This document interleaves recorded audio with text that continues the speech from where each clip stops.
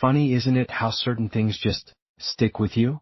Like a burr under the skin or a smell you can't quite place, but it keeps coming back. This isn't a story I tell often, even to my closest friends, because frankly I'm not sure I believe it myself sometimes. But it happened. Every single detail. And it started, like so many things do, with something completely innocent: a baby monitor. We'd moved into this house on Elm Street in Sleepy Hollow about a year before Lily was born. A classic old colonial, not huge but with good bones, a nice big yard, and a porch swing that Sarah just adored. Sarah, my wife, she has this way of looking at things, this inherent optimism that always pulled me along.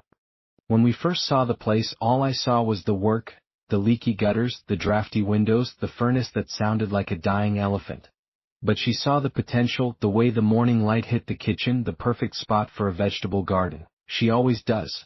Lily arrived in early spring, a tiny, perfect little human, and our lives, as you can imagine, went from 0 to 100 in about 3 seconds flat.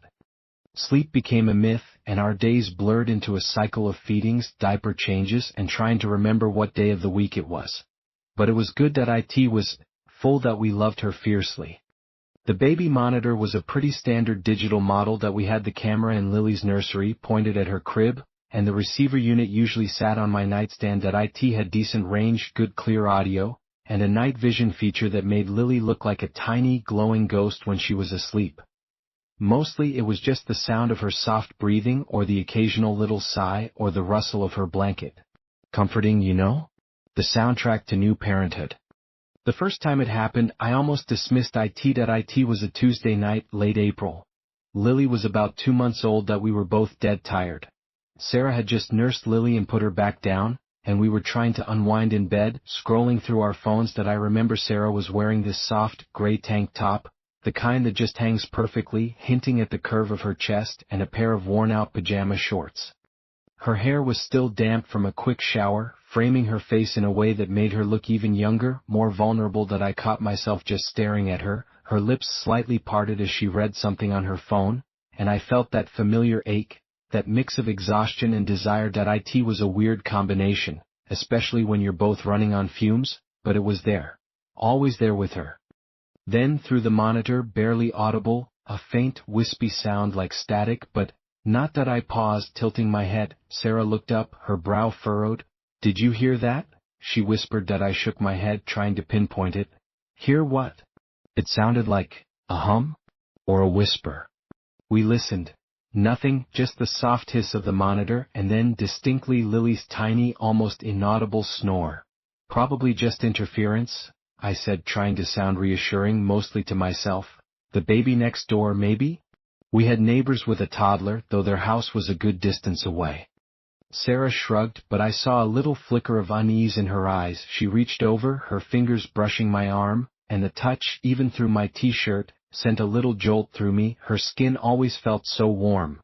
"Yeah, probably," she said, but she didn't sound convinced. We tried to go back to our phones, but the quiet felt different now, more expectant. A few nights later, it happened again. This time it was clearer. I was already asleep, but Sarah nudged me awake. "Mark, listen." I blinked, groggy, trying to clear the fog from my brain. The monitor was on, glowing faintly on the nightstand, and there it was. A sound. Not a hum this time. A melody, very, very faint, like it was coming from far away or through a thick wall. A lullaby. My heart gave a little thump. What the hell? Sarah was already sitting up, her eyes wide. Her tank top had ridden up slightly, exposing a sliver of her smooth stomach, and her hair was a mess around her shoulders. She looked scared, and in that moment, all I wanted to do was pull her close, protect her. We both stared at the monitor, listening. It was definitely a lullaby. A very old-fashioned one, the kind you hear in old movies, not one we'd ever played for Lily. It was gentle, almost mournful, and sung in a soft, female voice. Is that coming from Lily's room?" Sarah whispered, her voice tight. I swung my legs out of bed. "No way. We don't even have a music box in there that plays that. We had a mobile that played a couple of classical tunes, but this wasn't it." I crept down the hall, Sarah right behind me. Her bare feet made no sound on the hardwood, but I could feel her presence, her fear a palpable thing in the darkness. Her hand found mine, her grip surprisingly strong. We pushed open the nursery door. Lily was sound asleep, perfectly still in her crib. The room was dark, save for the soft glow of the nightlight and the tiny red indicator light on the monitor camera. Silence. Complete and utter silence. No music. No singing.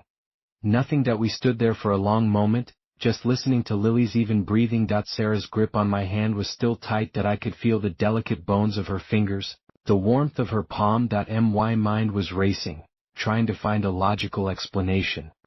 Maybe it was the neighbor's TV?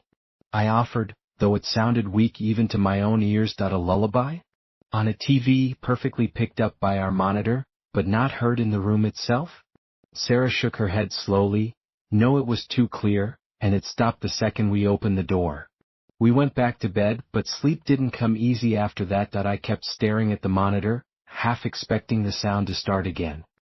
The image of Lily sleeping so innocently contrasted sharply with the unsettling memory of that whispered song. I pulled Sarah closer, wrapping an arm around her, and she nestled into me, her head tucked under my chin. I could feel the soft curve of her hip against mine, the gentle weight of her breast against my side.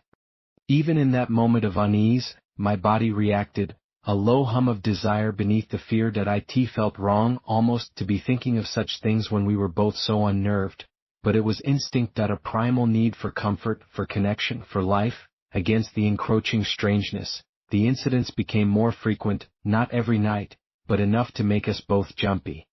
Always faint, always a lullaby, always a woman's voice, and always, it would stop the moment we opened Lily's door, or if we got too close to the nursery. It was like it knew. We started to develop a routine. When we heard it, one of us would go to the nursery while the other stayed by the monitor, trying to pinpoint exactly when it stopped. It was always the same. The moment the door creaked open, or the light from the hallway spilled in, the singing would cut off, leaving only the soft, static hiss. We checked the monitor's settings, the frequency, tried moving it to different outlets. Nothing changed. We even bought a brand new, more expensive monitor, thinking our old one was faulty. Same thing. The lullabies continued. It's like someone is singing into the monitor, Sarah said one morning, her voice strained. She had dark circles under her eyes. She'd been up with Lily, but also, I knew she'd been listening.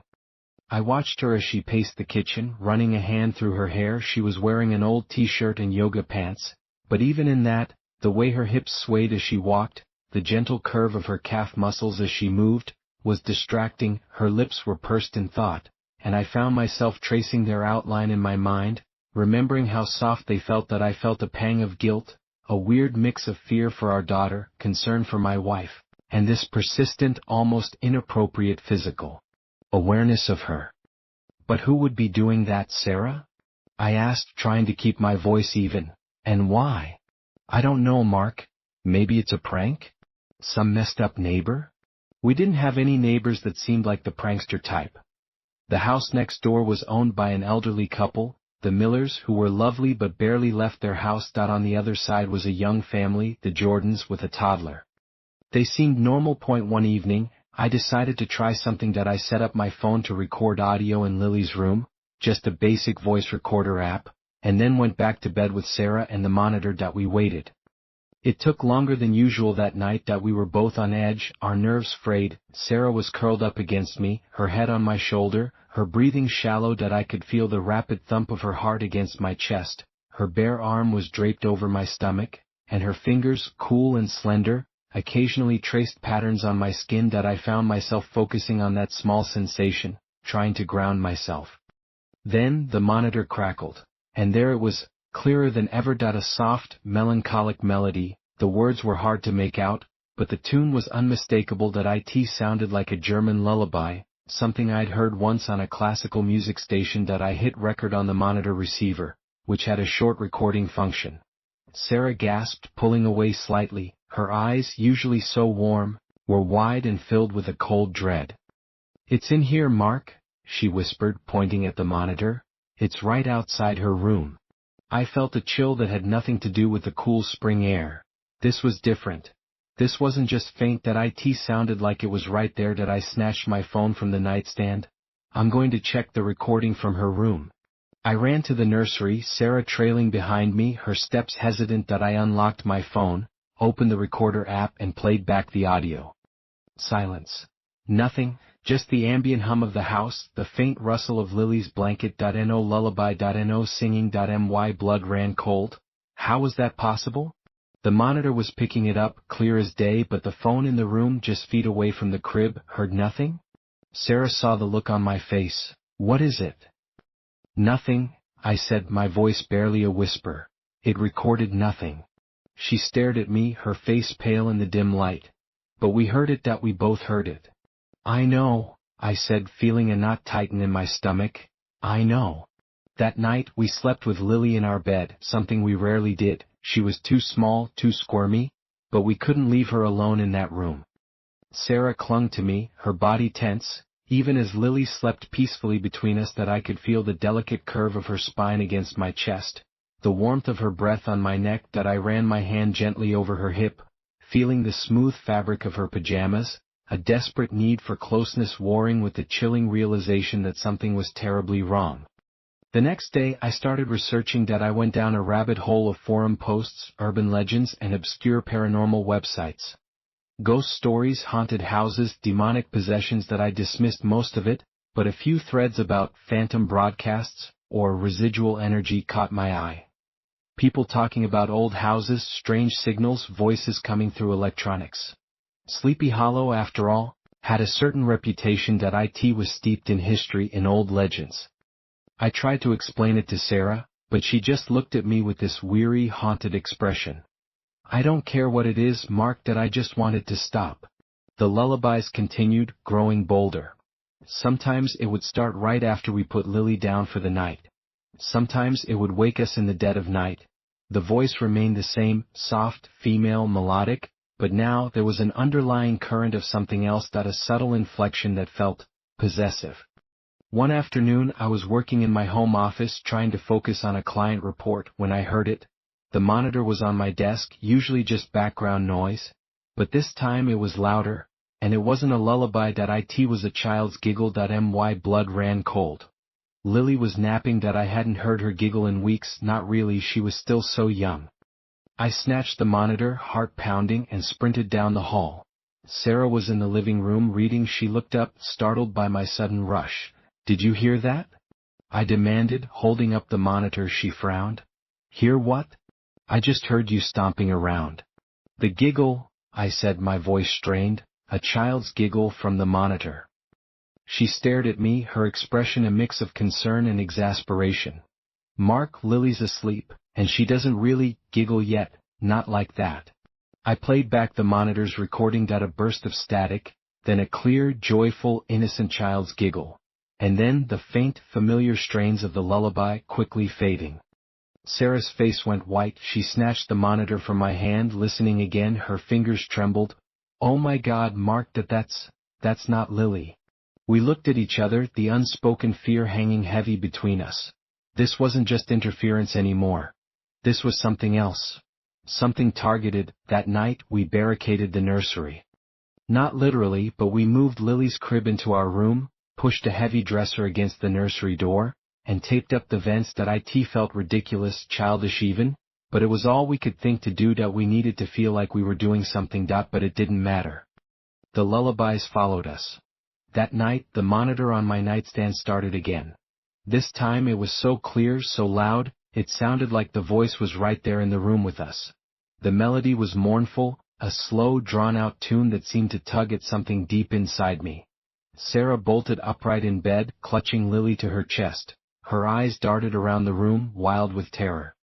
Her nightgown, a thin silk thing, clung to her body, highlighting the curve of her breasts, the delicate line of her collarbone. I felt a surge of protectiveness, a fierce, desperate need to shield them both from whatever this was. But I also felt that raw, physical pull, the sight of her vulnerability under duress igniting something primal within me. It was a horrifying, confusing mix of emotions. Turn it off, she hissed, her voice trembling. Turn it off, Mark. I fumbled for the monitor, my hands shaking, and slammed the power button. The room plunged into silence, but the echoes of the lullaby seemed to linger in the air, a phantom sound. We spent the rest of the night huddled together, Lily between us, listening to the silence, waiting for it to break. But it didn't. The monitor remained off, The next morning the exhaustion was bone deep. Sarah looked like she hadn't slept in a week, her usually vibrant skin was sallow, and her eyes were bloodshot. That I tried to make coffee, but my hands were still shaking. "We have to do something, Mark," she said, her voice flat. "I can't live like this, Lily can't live like this." "I know," I said, rubbing my temples. "I'm calling a priest or a medium or a damn ghostbuster, I don't care." She actually managed a weak smile at that, a faint curve of her glossy lips. Even in her distress she was beautiful. I found myself staring at her, at the way her dark hair fell across her shoulders, at the soft line of her jaw. It was a strange kind of comfort, that constant, unwavering attraction to her, a reminder of something real and tangible in a world that was rapidly becoming surreal. I called everyone I could think of. The local church, the historical society, even a few numbers I found online for paranormal investigators in the tri-state area. Most of them were polite but dismissive. The priest suggested we bless the house ourselves with holy water. The historical society had no record of anything unusual connected to our property. The paranormal investigators either wanted thousands of dollars up front or sounded like they belonged in a comic book. One of them, a woman named Vanessa from a group called Hudson Valley Haunts, was different. She listened patiently, asked intelligent questions, and didn't laugh when I described the lullabies. She sounded sympathetic. "It sounds like a residual haunting or possibly an intelligent one, given the way it seems to react to you," she said, her voice calm and professional. "Sometimes, emotions or events from the past can imprint themselves on a location. Or, less commonly, a spirit can attach itself." She said she could come out and do an assessment, but it would be a few days. We agreed. In the meantime, the house felt like it was closing in on us. Every creak of the old timbers, every gust of wind against the windows, made us jump. We kept Lily in our room, the monitor firmly off. But even without the monitor we started to hear things, faint, ethereal sounds that seemed to drift through the walls. A whisper. A sigh. And sometimes, if I listened very carefully, a very, very faint lullaby. It was like the monitor had been a conduit, and now that it was off, the source was finding other ways to reach us. One evening, I was in the kitchen making dinner, while Sarah was bathing Lily in the bathroom. The house was quiet, except for the sounds of water splashing and Sarah's soft cooing. I was chopping vegetables, trying to focus on the rhythm of the knife, when I felt a cold spot behind me. I shivered, turning around. Nothing, just the empty kitchen. Then from the hallway a sound like something dragging. A soft thump, drag, thump, drag. My heart hammered against my ribs. I knew Sarah was in the bathroom. Lily was with her. I grabbed the heaviest skillet I could find and crept towards the hallway, my breath held tight in my chest. The dragging sound continued, slow and deliberate, moving towards the living room. I peered around the corner. The living room was dark, the only light coming from the street lamp outside. And there, in the center of the room, was one of Lily's small wooden rocking horses. It was rocking gently back and forth, but it was moving on its own. And the sound was coming from the horse's wooden runners scraping against the hardwood floor. My blood ran cold. I stood frozen, watching it. It rocked for a few more seconds, then slowly came to a stop. "Mark? Everything okay?" Sarah's voice from the bathroom, followed by Lily's gurgle. I jumped, dropping the skillet with a clang. Yeah, everything's fine," I shouted, my voice cracking. I didn't tell her about the rocking horse. I couldn't. She was already at her breaking point. Vanessa, the paranormal investigator, arrived a few days later. She was a no-nonsense woman in her late 30s, with sharp, intelligent eyes and a practical demeanor that was surprisingly comforting. She had a bag full of equipment: EMF meters, temperature guns, audio recorders, even a full-spectrum camera. She spent hours in the house, methodically checking every room. She started in the nursery, which we had since emptied, moving all of Lily's things into our bedroom. She took readings, asked about the history of the house, about any previous owners. We told her everything about the lullabies, the giggle, the rocking horse. Sarah was nervous, but also hopeful. She kept looking at Vanessa, searching for answers. She was wearing a pair of tight jeans and a fitted sweater that day, and I found my gaze lingering on the curve of her hip as she moved, on the way the fabric stretched across her, emphasizing her figure that it was an involuntary reaction, a brief, distracting flash of desire in the midst of all the tension that I felt a pang of shame, but I couldn't help it was like my body was trying to assert normalcy, trying to find beauty and life in the face of the encroaching dread.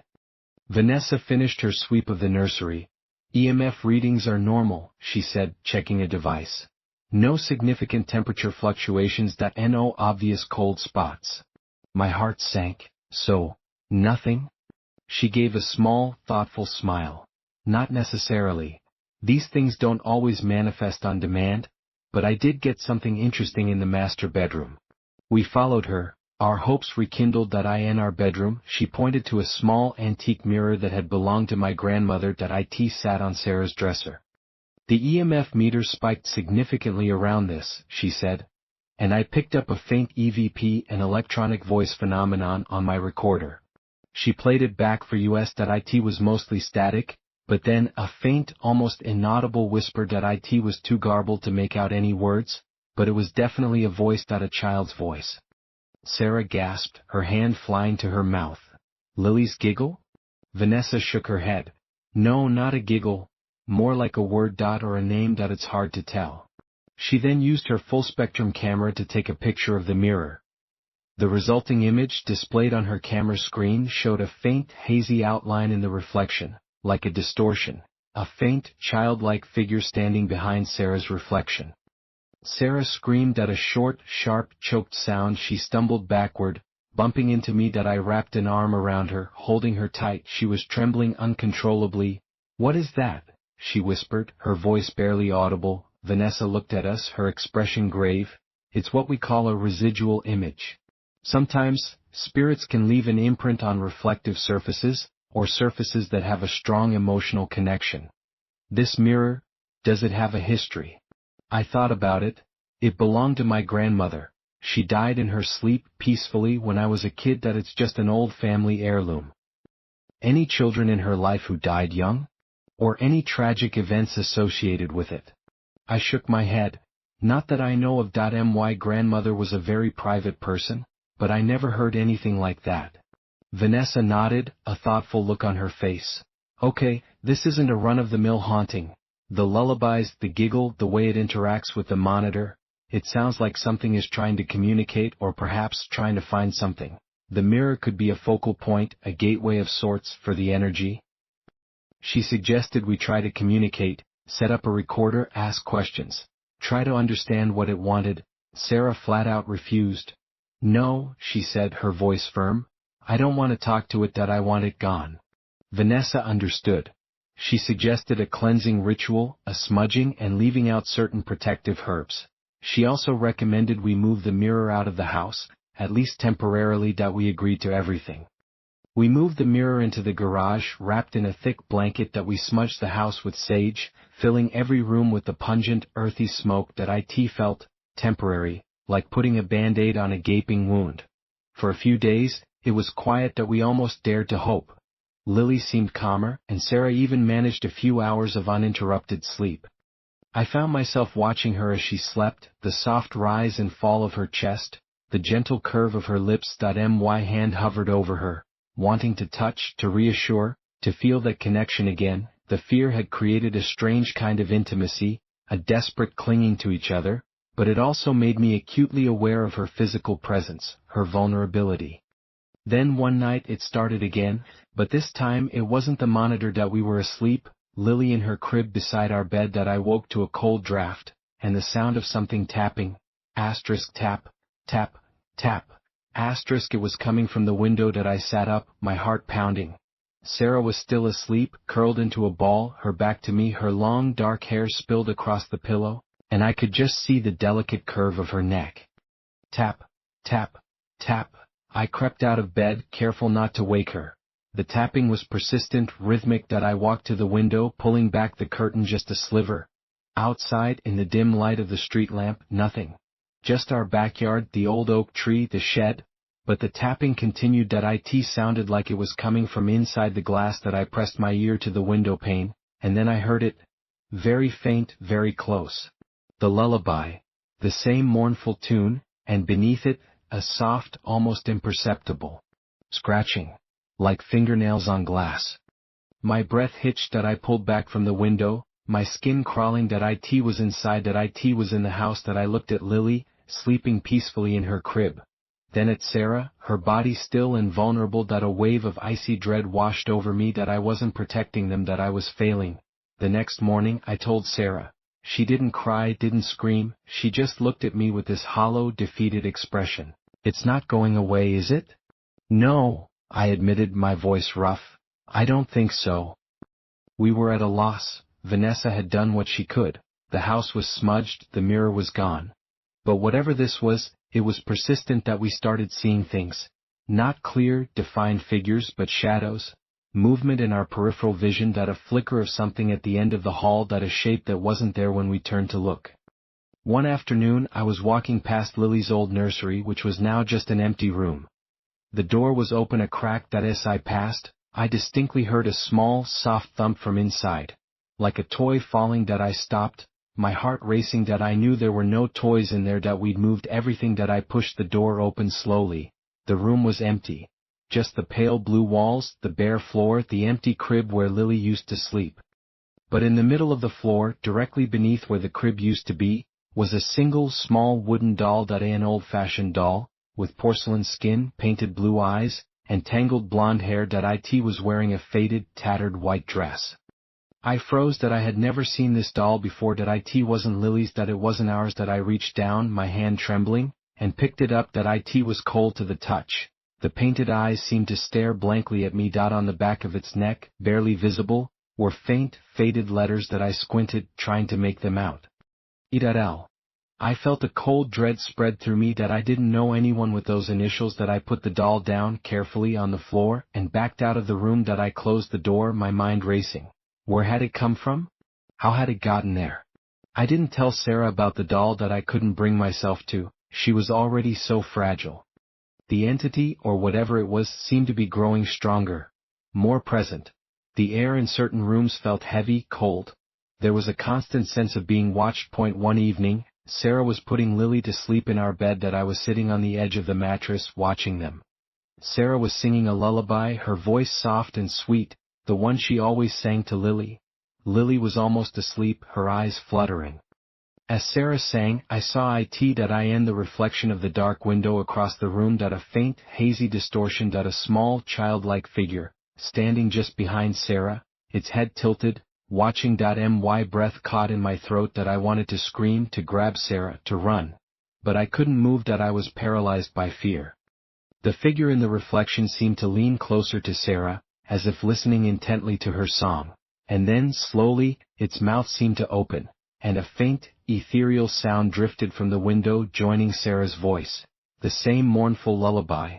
But this time it was clear, and it was singing along with Sarah. Sarah stopped singing mid-note, her eyes snapped open, wide and terrified. She hadn't seen the reflection, but she had heard it. She looked at me, her face pale. "Mark," she whispered, her voice barely audible, "did you hear that?"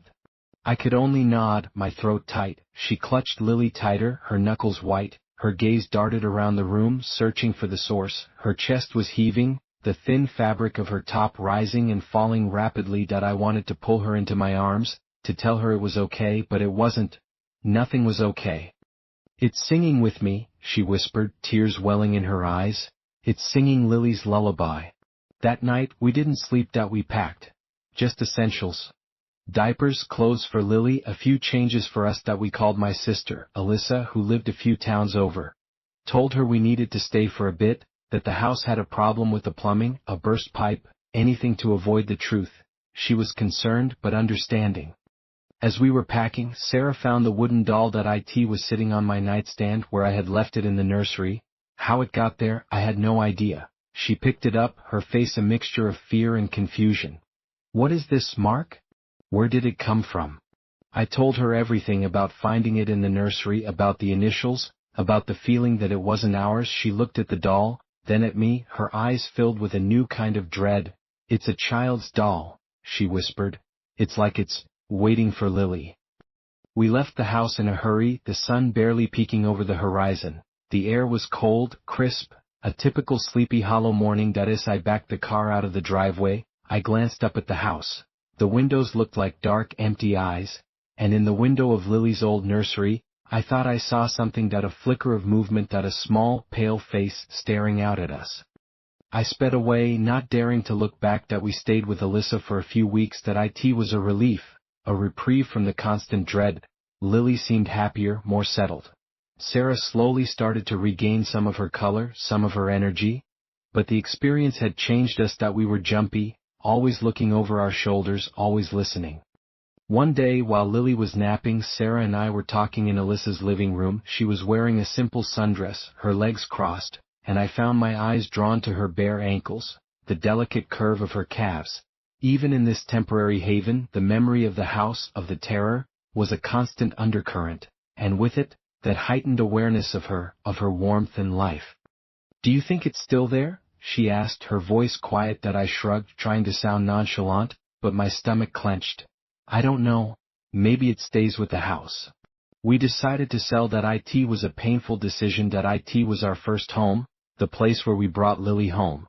But we couldn't go back. We just couldn't. We hired a realtor, a friendly woman named Rachel, who assured us the market in Sleepy Hollow was hot. We told her the house needed some minor repairs, that we were moving for a job opportunity. We didn't mention the lullabies. A few weeks later, Rachel called. She had a potential buyer, a young couple with a baby on the way. They loved the house, loved the old charm, the big yard. They wanted to make an offer. We went back to the house one last time to pick up a few things we'd left behind, things we couldn't bear to part with. It was a bright, sunny afternoon. The house felt different, quieter, cleaner, almost normal. As we walked through the empty rooms, a strange mix of sadness and relief washed over me. Sarah walked ahead, her steps echoing on the bare floors. She stopped in the old nursery, now just a blank canvas. She turned, a wistful look on her face. Her hand went to her stomach, a familiar gesture of comfort. "It's beautiful, isn't it?" she said, her voice soft. "It was a good home for a while." I nodded, unable to speak. As we were leaving, I went to the garage to make sure we hadn't left anything. The antique mirror, still wrapped in the blanket, was leaning against the wall where I'd left it. I paused, a strange urge to unwrap it, to look into it one last time. But I resisted. I just wanted to get out. As I closed the garage door, I heard it, very faint, like it was coming from inside the house, drifting out through the open windows. A lullaby. My blood ran cold. I froze, listening. It was the same tune, the same soft, mournful female voice.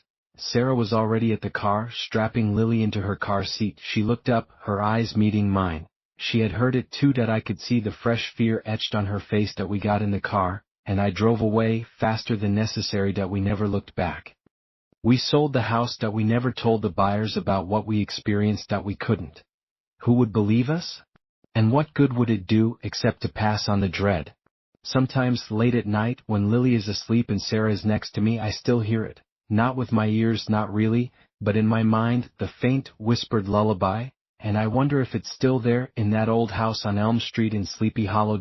Or if somehow, it followed us. Or if perhaps it was never really about the house at all. Maybe it was always about Lily, about the new life. And maybe, just maybe, it's still waiting, listening, and singing.